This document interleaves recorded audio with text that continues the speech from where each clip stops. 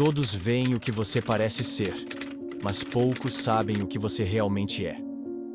Maquiavel. Você já reparou como, ultimamente, descansar virou quase um pecado silencioso? Vivemos numa época onde estar cansado é sinal de valor. Onde ser produtivo o tempo todo virou obrigação. Onde a exaustão foi promovida a símbolo de força, e parar parece um ato vergonhoso. Dormir bem é privilégio. Respirar com calma é luxo. Dizer, hoje eu não dou conta, parece um fracasso pessoal. A sociedade aplaude o esforço, mas ignora o desgaste. E aos poucos, aprendemos a medir nosso valor pelo quanto conseguimos aguentar. Mas e quando o que a gente aguenta já está nos matando por dentro? O filósofo sul-coreano Byung-Chul Han chamou isso de sociedade do cansaço.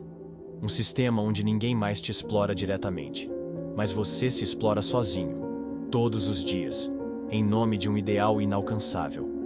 Trabalhamos por performance, não por sentido.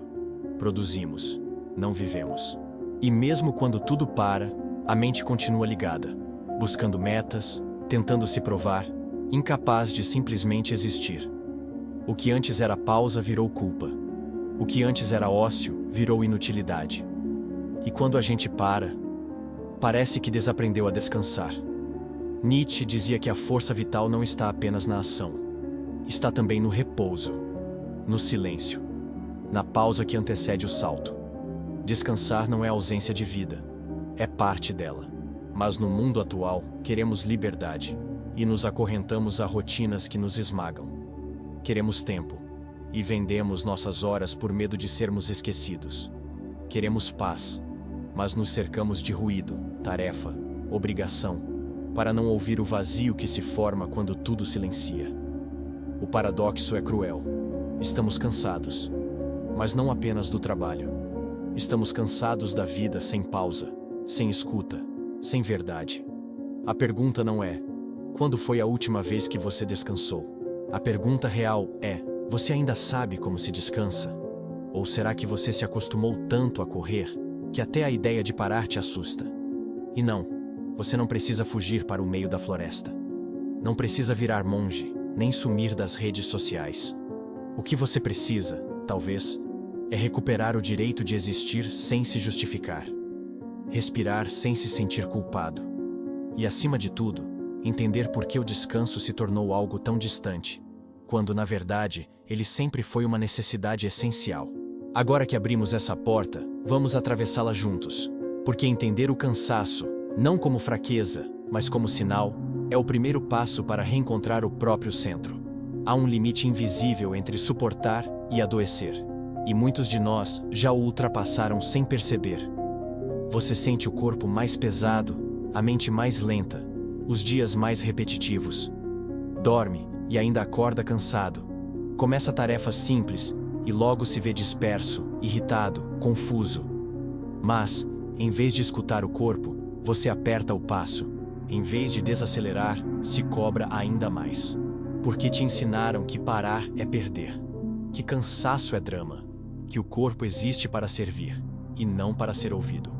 A neurociência mostra que a fadiga crônica altera seus neurotransmissores. A dopamina, que regula a motivação. A serotonina, que regula o humor. A acetilcolina, que regula foco. Tudo começa a falhar. Seu corpo não está só exausto, está tentando te proteger. É como se ele gritasse: se você não parar, eu vou te parar. Freud dizia que o sintoma físico é a fala da psique quando ela é ignorada. A dor nas costas, a insônia, a ansiedade repentina, a dificuldade de concentração, tudo isso pode ser o grito de um inconsciente que já não suporta mais o silêncio. Seu corpo guarda memórias que você tenta calar. Ele não esquece o excesso de exigência, o medo de falhar, o peso de não ser o que esperavam. Você tenta compensar com mais esforço, mas quanto mais força aplica, mais o corpo enfraquece. Porque não se trata de força, trata-se de escuta.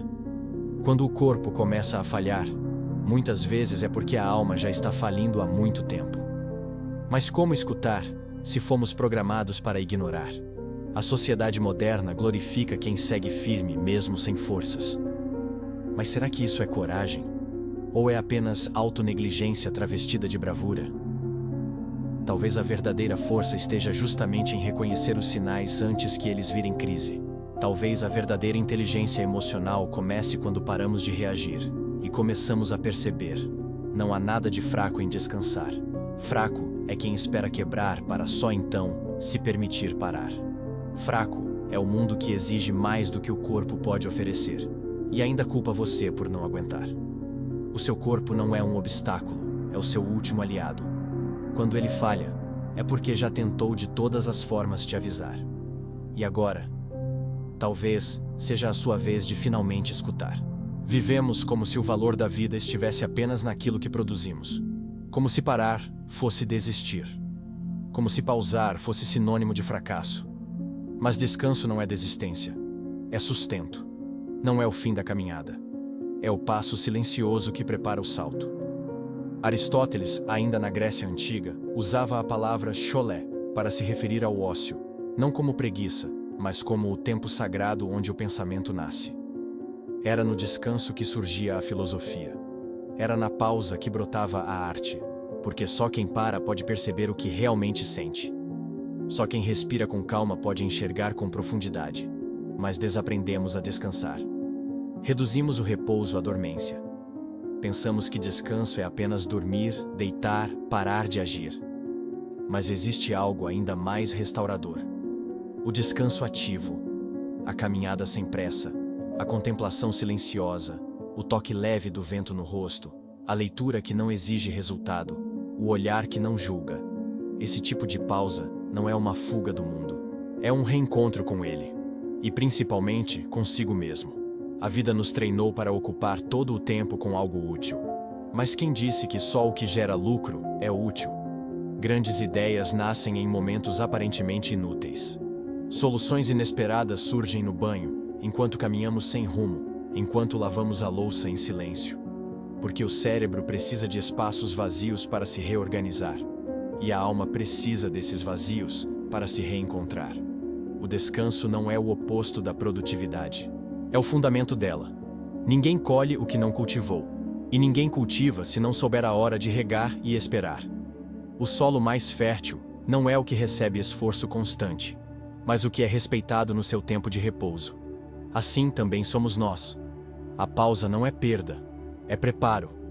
É o intervalo que sustenta a música, a respiração que antecede o mergulho, a calma antes da criação. Talvez você não esteja cansado de trabalhar.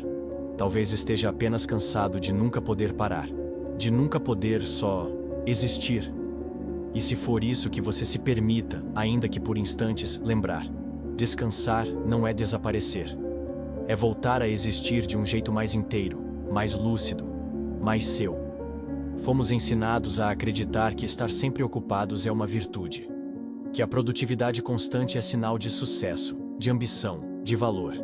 Mas há uma diferença profunda entre ser produtivo e ser consumido.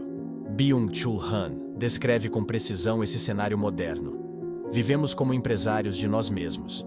Gerenciamos nossa imagem, nossa energia, nossos resultados, como se fôssemos empresas ambulantes.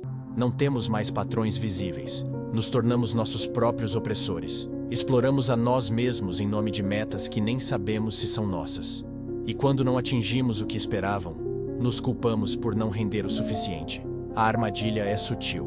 Confundimos estar ocupados com ser importantes. Confundimos exaustão com comprometimento. Corremos de um lado para o outro, preenchemos a agenda até o último segundo, respondemos mensagens à meia-noite, mas raramente nos perguntamos: para quê? Qual é o real propósito desse esforço todo? Maquiavel, em seus escritos, compreendia como poucos a natureza humana. Ele sabia que o verdadeiro poder não está em parecer forte o tempo todo, mas em saber quando se recolher, quando se calar, quando se reposicionar. Na política da alma, descanso também é estratégia. Não se trata de ceder. Trata-se de manter o domínio sobre si. Porque quem nunca para, perde o controle. Veja quantas pessoas não conseguem aproveitar um domingo. Mesmo sem obrigações, a mente continua presa à segunda-feira. A ansiedade se antecipa.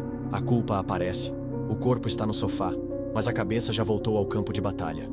Isso não é produtividade, é prisão. É a escravidão disfarçada de dedicação. E, no entanto, é justamente no descanso que os ciclos se renovam. É na pausa que a visão se amplia. O descanso pode ser o gesto mais produtivo que alguém é capaz de realizar. Porque quem descansa, pensa melhor. Quem pensa melhor, sente com mais clareza. E quem sente com clareza, age com verdade. A ideia de produtividade infinita é uma ilusão criada por um sistema que lucra com a sua exaustão. Mas a vida não é uma linha de montagem, é um fluxo, é um ritmo. E ritmo que não respeita pausas, vira ruído. Talvez o que você precisa não seja produzir mais, mas se lembrar de quem você era, antes de tudo virar desempenho. Existe um tipo de silêncio que não é vazio. É fértil. É nele que as imagens mais profundas da alma se formam, mesmo quando ainda não conseguimos nomeá-las. Carl Jung dizia que, sem pausa, o inconsciente não tem espaço para processar símbolos, memórias, conflitos. A alma precisa de silêncio, tanto quanto o corpo precisa de ar. E, no entanto, vivemos mergulhados em ruído, de telas, de cobranças, de expectativas alheias. Não há espaço para o essencial emergir, porque tudo foi ocupado pelo urgente. O descanso, nesse sentido, não é um luxo. É uma necessidade espiritual. É um solo simbólico, onde o invisível se organiza, onde os fragmentos da vida encontram algum sentido. O inconsciente não fala em palavras, ele fala em imagens, sonhos, sensações. E é no descanso que essa linguagem interior se torna audível. Por isso, quanto mais aceleramos, mais nos afastamos de nós mesmos. Quanto menos pausamos, menos nos escutamos. E quanto menos nos escutamos, mais nos perdemos. A natureza, sábia e silenciosa, ensina isso em cada estação. No inverno, parece que tudo morreu. As árvores estão secas, o chão estéril, o ar frio. Mas, por baixo da superfície, a gestação já começou. As raízes se fortalecem, a semente se prepara. O invisível trabalha, mesmo quando o visível descansa. Assim também é com a alma humana. Às vezes, é no recolhimento que nascem as ideias mais autênticas. Às vezes, é na pausa que se revela aquilo que a pressa escondia. Não é necessário desaparecer do mundo para se reconectar. Não é preciso se isolar na floresta ou cortar todo contato com a vida social. Bastam momentos reais de presença. 1 hora sem notificações. Uma caminhada em silêncio. Uma noite sem cobrança de produtividade. Não para fugir, mas para respirar. Para lembrar. Para reintegrar o que foi deixado para trás. Descansar é se reunir consigo. É reatar o vínculo com aquilo que importa, que pulsa, que sustenta. E muitas vezes, é ali, naquele instante em que tudo parece calmo demais, que o essencial finalmente se revela. Não porque foi trazido de fora, mas porque sempre esteve dentro, apenas esperando a sua permissão para emergir. Existe um medo oculto que quase ninguém confessa. O medo de parar e ser esquecido. O medo de desacelerar e ver o mundo seguir sem você. Vivemos em um sistema que glorifica o movimento constante. A lógica é simples. Quem para, perde. Quem desacelera, fracassa. Quem não responde rápido, é substituído. Mas o que isso revela, no fundo, é um mundo que mede seu valor não pela sua presença, mas pela sua utilidade. E é difícil descansar quando você acredita que só tem valor se estiver sendo útil o tempo todo. Schopenhauer dizia que o desejo humano é infinito, e é justamente esse desejo ininterrupto que nos condena à insatisfação.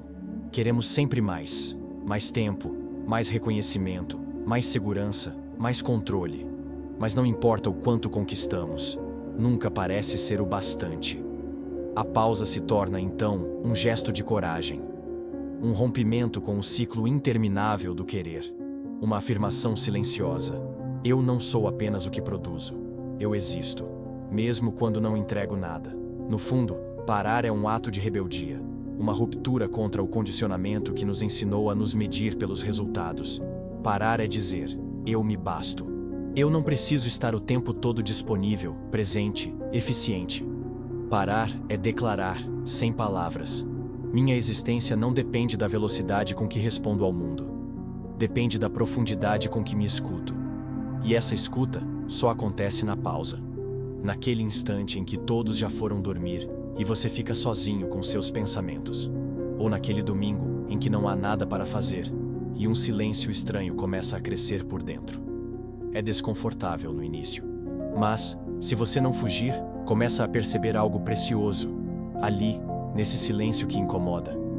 Existe também liberdade, porque talvez o grande cansaço que sentimos hoje não venha só da correria, mas da negação constante de nós mesmos. Do medo de parar e encontrar um vazio. Do receio de descobrir que a vida que construímos não é bem a que desejamos viver. Mas há poder nesse desconforto. Há renascimento nesse silêncio. A pergunta não é se você consegue parar. A pergunta é: quem você seria se não tivesse mais medo de parar? Se não precisasse provar nada? Se não precisasse ser nada além de você? Talvez aí comece a verdadeira liberdade. No meio do absurdo, até a pausa pode ser um ato de revolta. Camus sabia disso. E talvez seja por isso que descansar, hoje, seja tão difícil. Porque descansar é resistir. É resistir à máquina que tenta transformar seres humanos em engrenagens. É resistir à ideia de que você só tem valor se estiver sempre fazendo algo, sempre acelerando, sempre disponível. Mas existe outro caminho, e ele começa no instante em que você escolhe respirar sem culpa. Quando você decide que o silêncio não é vazio, é presença. Que a lentidão não é fraqueza, é lucidez. Que parar não é perder tempo, é finalmente começar a vivê-lo. A vida não se mede pelo que você entrega. Ela se revela na forma como você está presente, no modo como você sente, escuta, percebe. E isso não acontece na pressa. Isso só acontece quando você se permite estar. Estar por inteiro. Estar sem performance. Estar com verdade. Descansar, então, é mais do que uma necessidade biológica. É um gesto de autocuidado radical. É um reencontro com o que há de mais essencial, sua capacidade de simplesmente ser. E isso, ninguém pode tirar de você. Nenhum sistema, nenhum chefe, nenhuma cobrança silenciosa. Se hoje você descansasse de verdade, sem culpa, sem pressa, o que mudaria na sua forma de viver amanhã? Pense nisso. Porque talvez o que te falta não seja tempo. Talvez o que te falte seja permissão. E essa permissão só você pode se dar.